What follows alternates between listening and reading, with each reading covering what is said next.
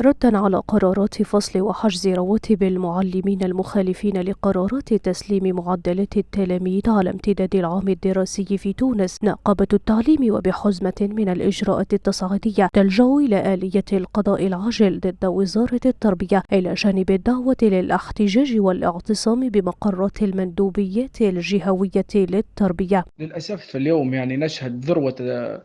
تأزم الصدام بين نقابة التعليم الأساسي وبين وزارة التربية، وتأتي ذلك على خلفية أكثر من عام كامل من التحركات ومن ما يسميه الاتحاد العام للشغل بالنضال المشروع للقطاع ضد وزارة التربية، وأيضا مطالبة المربين باستحقاقاتهم المادية. اليوم نشهد ذروة هذا الصدام، بالإضافة إلى أنه اليوم نشهد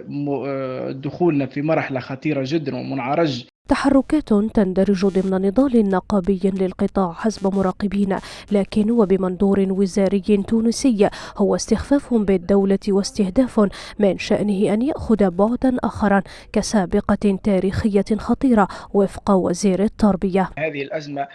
كانت أزمة نقابية، أزمة مطلبية، وتحولت اليوم إلى أزمة سياسية، لأن كلنا يعرف أن الجامعة العامة للتعليم الأساسي ذات مذهب سياسي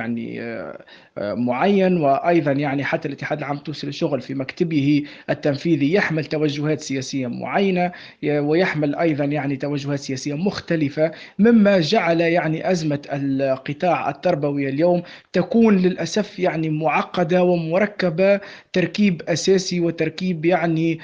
يصعب فكه ويفك شفرته. إدارة الأزمة وتوجيهها نحو الحل في ظل نية مقاطعة العودة المدرسية للعام المقبل تبقى في سياق اللجوء لطاولة المفاوضات كخطوة توجيهية توحد الرأي العام التونسي المنقسم بين مؤيد ومعارض لما يحدث.